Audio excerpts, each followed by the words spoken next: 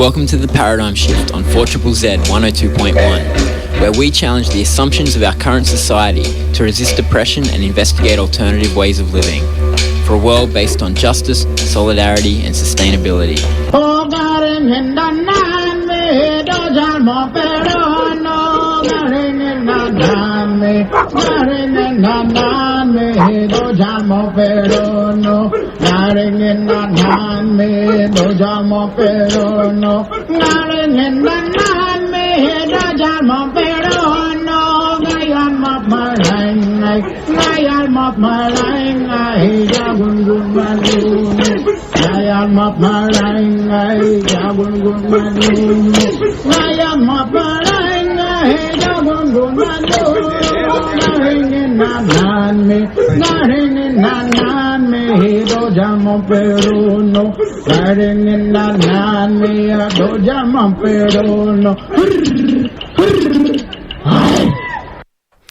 Welcome to the Paradigm Shift on 4ZZZ 102.1 FM, your local community radio station, and we will be talking about disaster communism, which is an intriguing little phrase, isn't it? It is the name of a book just written by Nick Southall, who is a sort of veteran of radical politics in Wollongong down in New South Wales.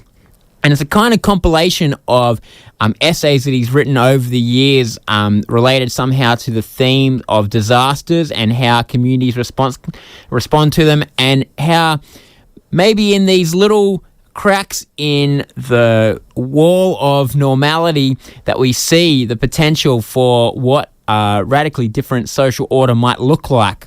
And so I talked to Nick about his book, and then also I spoke to Andrew George, who's living down at Lismore and is part of a group called Lismore People's Assembly, and another called Reclaim Our Recovery, which are attempts to respond to the Lismore floods, which happened in 2022 and which really decimated so many houses in that town and shops, and we're trying to work out a response to them that will work in everybody's best interest, and also that can maybe lead us to be better prepared for future disasters and also for a better society in lots of ways. And so that is what's coming up on the show. Do stick around. But for now, maybe let's get into the topic of disaster communism with Nick Southall. I'm Nick Southall. I suppose I'm talking to you because of the book that I've written, and I'm from Wollongong in New South Wales. And the book that you have just published, your first book, I believe, is called Disaster Communism. Do you want to give us a brief introduction to what the book is about? Yeah, so Disaster Communism and Anarchy in the Streets is based on writing I've been doing for more than a decade now about disasters. So I started writing about disasters after the floods in Queensland in 2010, 2011, and the sort of devastation of that disaster then spurred me to think about, well, what can be done about these disasters, since we're going to see more of them in the future. And then as soon as I was thinking about that, I then paid attention to the response of people in Queensland and elsewhere to the floods, and was struck by what I call disaster communism. So a sort of grassroots, everyday communism that ordinary people create and reproduce during disasters. The name disaster communism is, for those in the know of kind of political theory, it's a bit of a pun on disaster capitalism, which was a concept coined by Naomi Klein. How do the two relate? So I had been reading Klein. I'd read Klein's Shock Doctrine, where she coins the term disaster capitalism before the floods hit Queensland.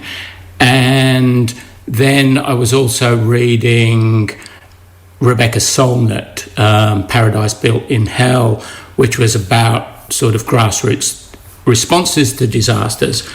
And what concerned me about Naomi Klein's work was that her coverage of disasters, because she was concentrating on disaster capitalism, was pretty much unremitting horror.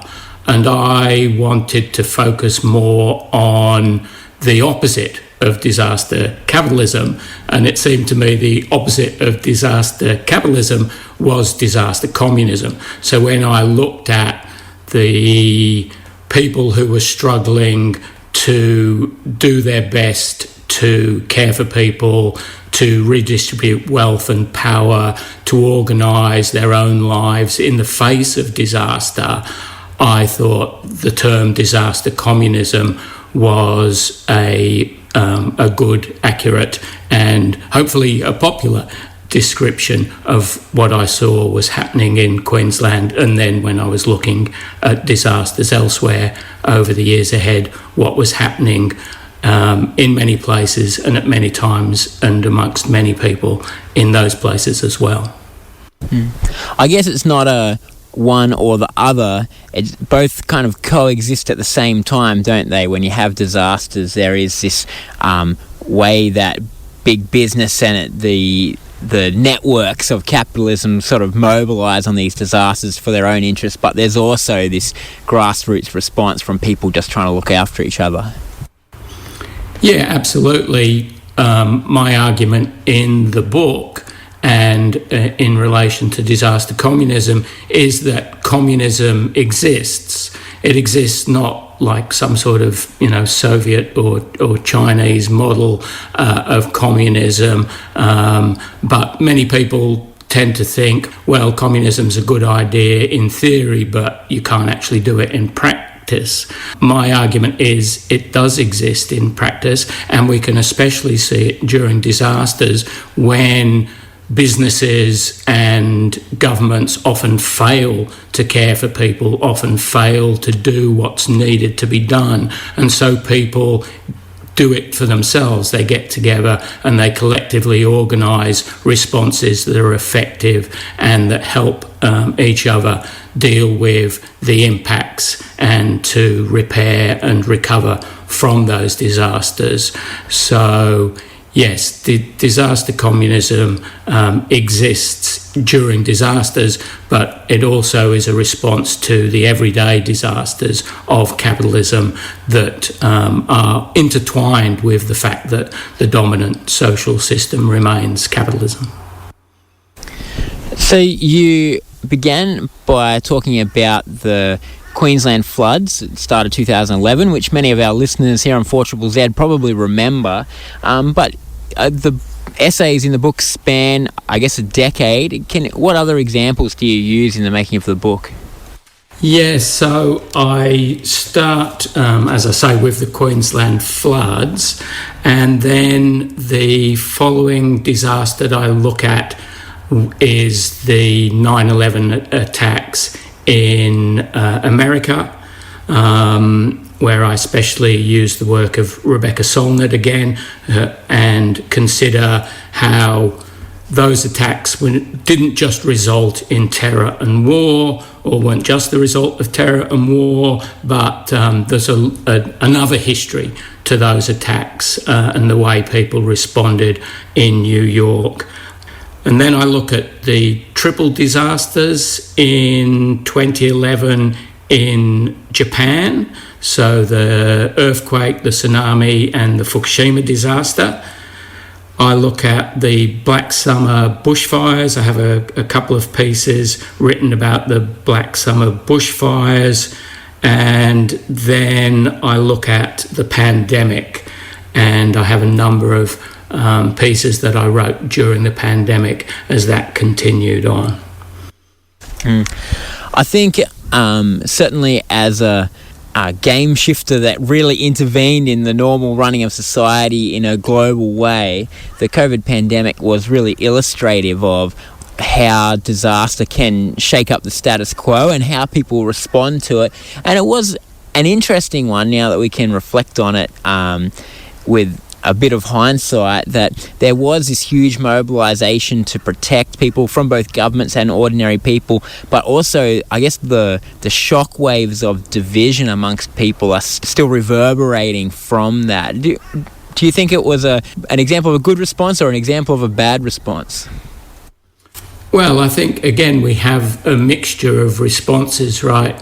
We have the disaster capitalism, which is maybe, it depends. Different state forms reacted in different ways. So some government responses were more disastrous here and elsewhere than, other responses. So there was some good and some incredibly disastrous responses.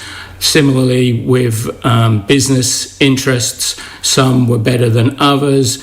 Some were horrifically damaging and created, mass death and so forth. And then you had more grassroots responses, most of which I would argue were forms of disaster communism.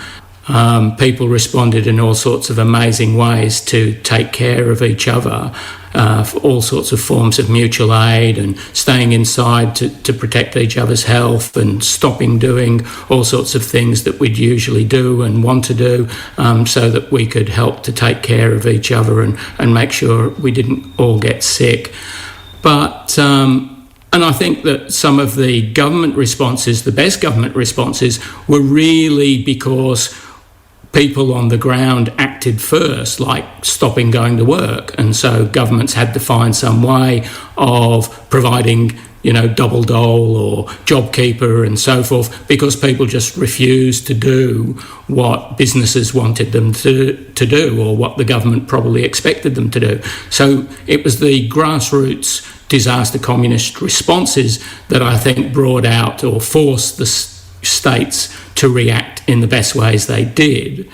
Whereas, of course, there were also pressure from states and business interests and right-wing political forces to exploit the pandemic, to create divisions, to deepen exploitation, to pit people against each other and to not care, and to create more harm and destruction and death and so forth. So we saw that play out, and we're still seeing the repercussions of both the care that most people showed during the pandemic and the destructive impacts of those who either were unable to care or don't care, and who wish to make the most out of disaster for themselves. One of the other interesting things I noted in the book is that a couple of times you talk about, not just about community responses and the structures of these, but also kind of individualistic things like love, grief and anger, and how these things play into it. That's interesting. I think the focus of one is about how a community organises itself to respond, but the other is about how should an individual adapt ourselves to facing disasters. Is there a tension between them, or do you see them as two sides of the same transformation? Look, I think it's common for communist thinking to emphasise the collective and solidarity and organisations and so forth, and sometimes there's a neglect of the individual, as if individuals didn't make up all of these things when they got together. So for me, there isn't a tension, because communities and collectives are made up of individuals, and we need to appreciate the importance of people. But you talk about something like love, which is one of the key concerns that I have in my work, and clearly love is not an individual thing. Love is about social relationships and all of the things I consider in relation to individuals and communities and collectives and organisations and states and governments and so forth is about social relationships. So I'm posing alternative social relationships to the social relationships of capitalism. And for me, love is at the heart of those alternative social relationships. So love is about individuals in relationship with other individuals, and I talk about it as a form of class power and a way of struggling, a way of working together, a form of wealth and so forth that is both individual and collective, and those are totally interconnected. One of the essays that you write in the book is distinguishing your idea of a grassroots kind of small scale neighbours looking out for each other with a sort of what's been called war communism, this kind of big state idea of how you could transform society in the face of COVID, but also the climate crisis. I mean, that's interesting as two very different ideas from kind of left-wing people of how you should respond to these disasters. Sure. So, I mean, if you're going to write a book about disaster communism, obviously you need to engage with what communism is, and I do that in a number of the pieces, including the one you talk about where I distinguish between my conception and some other people's conceptions of disaster communism as a sort of democratic, caring, loving, freedom asserting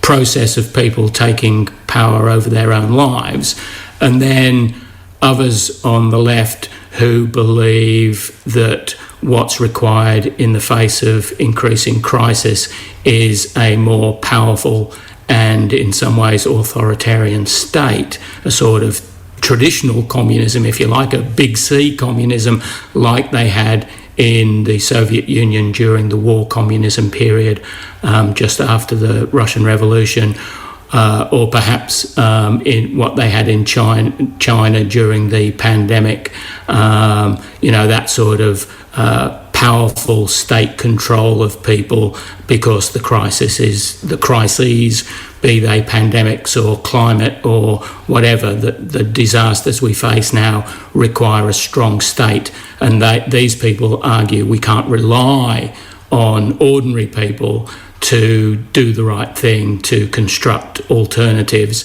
We need some sort of traditional communist state with the power of the police and the army telling people what to do. And I disagree with that argument and make the argument that no, if you look at the disasters we have been and are encountering, it is ordinary people organising their own power collectively that is the best response, the most effective response, and that will create an alternative to the disasters of capitalism. And I guess there's another argument from people who would consider themselves on the left about any kind of pushing for people to do mutual aid amongst themselves in response to disasters, that actually this kind of plays into the hands of neoliberal kind of dismantling of the welfare state and the government walking away from its responsibilities to people, and that the more we emphasise people doing that rather than demanding it of the state, the more we kind of help that process. What do you think about that? Yeah, look, I understand that concern, and I do think that states, governments, government agencies and the like often do rely on that. They sort of will step back, allow disasters to occur, leave it up to us to look after ourselves, and then step in, when they want to reassert control. So I think that's a serious concern. But what's the argument? That we don't look after each other? That, when the disasters hit, we wait for, a state rescue that may never come, or we just accept that, the police are going to restore order. I mean, if we look at what actually happens in disasters, it is the communities, the people affected and those who support them that provide the best responses, that often the state can't be relied on, isn't going to come and help us, and when they do come, their responses are often adding to the disaster, making the disaster worse. So I think empirically, the reality is we can't rely on the state, we can't rely on businesses, we need to be able to rely on each other and build community power to deal with disasters, both the most immediate ones that we're facing, but also the more long-term ones of a social system that can't look after us, that doesn't really care about us and isn't going to respond. And so we need to. Yeah, I think that a couple of times now in this interview you have highlighted this, the immediate disasters of natural disaster or something, but also the ongoing disaster of capitalism. And I guess that's an interesting question about like the aim of this book and the theory behind it. I mean, there are likely to be more natural disasters and I suppose geopolitical disasters in our near future, and these ideas might help us to face them better. But is it also, this book, is it meant to be in some way helpful for imagining a total reorganising of society? Look, I mean, can anybody really doubt that the world is going to be radically transformed in the coming years? I think it's fairly clear. It's not just, the sort of natural so-called disasters that are going to transform the world. We can see the world is rapidly and radically being transformed. It is going to be transformed. So the question we have before us now is, how will it be transformed and by whom?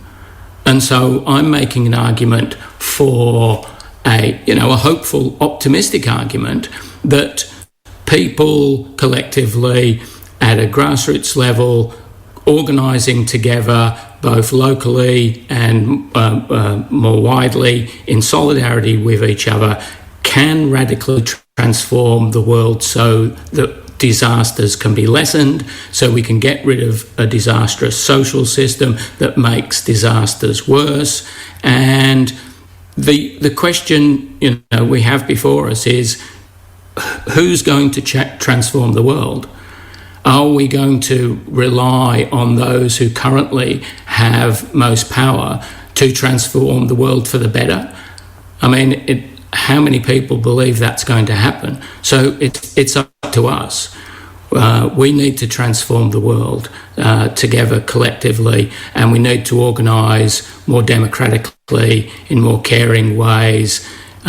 We have to develop the ability to spread love and peace and freedom as widely as possible, because otherwise disasters are going to intensify, and that's the question we have before us. I have one last question on a slightly different tack, because it is actually 4ZZZ Radiothon, a time where we celebrate independent media and its importance. And so I thought I'd put the question to you as somebody who has just published this book in a brand new independent publishing company, but also you've made zines and you've made blogs and things like that. What do you think is the importance of having independent media? Well, I think the media is a key form of power, and so much of the media, as we know, is dominated by the rich and the most powerful, who tend to use it as a form of power over us and against us. And so independent media from the person on social media right through to 4ZZZ and the publishers that have put out the book and so forth, is a form of us organising our own power so that we can have some control over what we do, how we do it, and why we do it. And that's crucial for building an alternative world. Well, thanks, Nick, for chatting with us. Do you want to give a final plug for your book?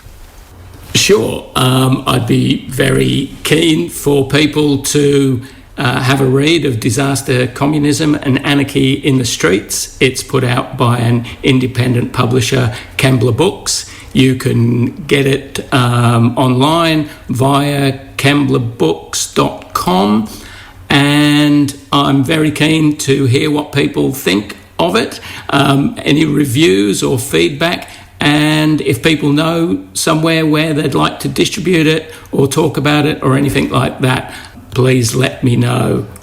Thanks, Nick, for chatting with us today. Thank you, Andy. You are on 4ZZZ, community independent non-profit radio, and this show is called The Paradigm Shift.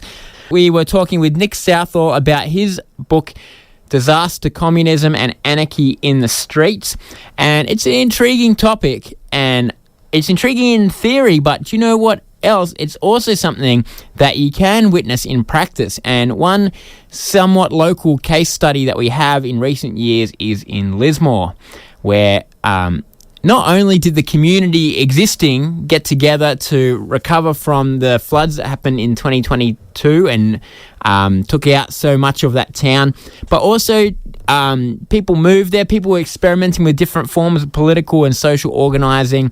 And so I spoke to Andrew George from down there at Lismore to hear about some of what people in that town have been doing to try to organise the best recovery from the disaster that they can, and hopefully to try to organise a better world for the future, to be more resilient to face future disasters, and also to try to do something about the disaster that we call late-stage capitalism and an unrepresentative democracy. So let's have a listen to Andrew.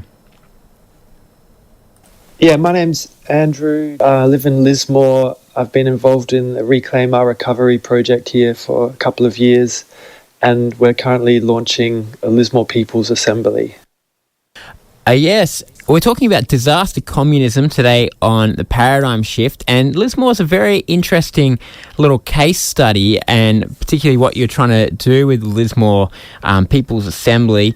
But let's start off, because we're talking about disaster communism, a little description of what Lismore looked like in the immediate aftermath of the floods at the beginning of 2022. Yeah, well, I wasn't here myself then, but I came pretty soon after, and from what I understand, it was, as one conservative old guy put it, glorious anarchy.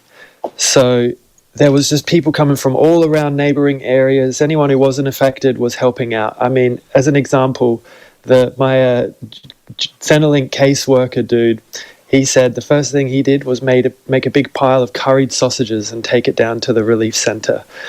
From what I've heard, you were working on people's houses, volunteers were coming from all over just helping to clean up, and there was like a constant supply of curries. It was like curry land. There was just delicious curries going around. Many coffee carts, I believe, were like just giving out free coffee. And so this is a recent anecdote I've heard, was that you couldn't go into town, which wasn't much left, without getting hugs from so many different people. And I think that is very, very, very beautiful to think about. I asked the person who told me this, I said, do you get enough hugs now? Would you like more hugs? And they said, yeah, I would.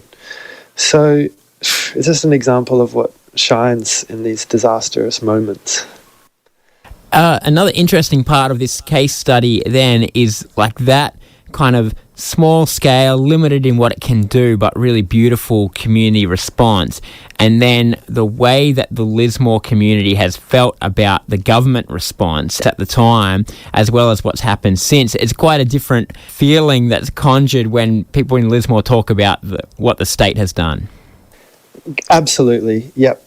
Sort of as the state stepped in, that really took the wind out of the sails of the community. And in an absolute tragedy, they've come in with these top-down responses to recovery that have pretty much broken the community that came together at that time. In many ways, lending towards a more individualistic, isolated approach. And yeah, it's been a pretty clear delineation that since the government announced the Resilient Homes program with a buyback scheme or the chance to get your house raised, that's a pretty clear time of when the community stopped being as connected. And interestingly, like in some other work I've been doing with a community disaster action group, so like a grassroots wider region advocacy group, we did a survey before we held a forum in February, but we asked them, how do you rate the community response to the flood and flood recovery? And the average rating was something like 8 out of 10. And then asking what the government response to the flood recovery was, the average response was well below 5. So it's a pretty universal thing from across the region, from professionals and community alike, that the government response has not been as good as what the community did. The community response, though, I guess hasn't stopped with those initial kind of few weeks of the beautiful anarchy, as it was described, because there has been this continuing organising, and you were talking about surveying then, and also with organising with Reclaim Our Recovery. I guess, can you tell us a bit about what kind of community organising has happened in the wake of the floods? Yeah, in Lismore, there was the Trees Not Bombs Cafe, which was supporters from other parts of the region coming here, bringing the resources. It became a community hub because there was nothing else. That emerged really soon after the flood. Kept going for a few months. And some of the people that were involved in that formed this group, Reclaiming Our Recovery, because they could see the potential for disaster capitalism, the potential for positive change, but also the potential for the other vested interests to just profit and for this not to be a positive transformative experience. And that was particularly around the start of 2023, Reclaim Our Recovery started doing public events, public rallies. As the sort of boiling points of the community were reached regarding like lack of communication, lack of transparency from the Reconstruction Corporation at the time. So we organised rallies at their headquarters and we gave the community a chance to speak. So we've always been really participatory and directly addressed the lack of participation that people had in the recovery by giving them a voice at events that we've done, rallies and stuff. So Reclaim Our Recovery has been organising consistently and working towards outreach and political kind of events. Like last November, we did an assembly in South Lismore, one of the hardest hit places, most left behind, and got 50 community members together to work on what we needed in the recovery then. And we've done a lot of sort of advocacy meeting with the Reconstruction Authority executives and communicating the community needs to them and sort of trying to push them in the direction of deliberative democracy to fix the systems that they are imposing in this top-down manner. Resilient Lismore already kind of had a structure from the 2017 floods, but that became really solidified and became a backbone of sort of non-governmental reconstruction programs. But what's been interesting, I'd say, is like how many community groups have existed just on Facebook, just as Facebook groups. And Reclaim Our Recovery was like, can we connect with your group? But the group doesn't really exist. It's just like one person adminning a Facebook group. And so what we've always tried to do is like bring it into real life. And that's why we're really excited to have an assembly this Saturday, because we believe, we've got to create connection in the community and bring people together. It's interesting. So now there is Lismore People's Council is an attempt to kind of really solidify using participatory democracy as part of this process. And I guess it's interesting because in some ways this is a response out of necessity to the floods and how to, fix the damage done. But also for people that believe that our democratic system is not working for everyday people in the way that it should, it's sort of an opportunity actually in where there's a bit of a rupture in the system to try to work on alternatives. Is that how you see it? I see it as an absolute necessity, both in recovering from the disaster and in being more prepared for future disasters and in addressing the massive disenfranchisement regular people have with the political institutions now. So it's kind of win-win-win. And one of the reasons for this as well is that, like, post-flood, there was a big assembly organised in Lismore, massive turnout, massive potential and vision and excitement for like what this actually meant, you know, for restoring the ecosystems, the riparian zones, for doing things differently. But that forum, that assembly didn't have any structure to continue, and it didn't exist beforehand. So as much as like the people who were there would have been completely stressed out and really busy with everything that was happening in the immediate aftermath of the flood, like that is going to be a reality. But at the same time, I feel that it is in all of our best interest to have community governance systems, democratic participatory systems in place so that we can make decisions effectively together and hear each other post-disaster. Because if that assembly had existed then, the idea is that like we could have really taken more control of the way the recovery unfolded. And the recovery, the way it did unfold, is traumatic, and it didn't have to be as traumatic as it was. And so, you know, there's real world benefits in having these institutions, I believe. And as Tim Hollow, who I chatted with last Sunday, said, the way that like systems are going to change is like this ecological thing. Currently there's a huge mat of weed on top of us, but we've got to grow what we want underneath it. And as those weeds get swept aside, which is what a disaster will do, there is a massive chance for what we build to take root and grow and see the sun.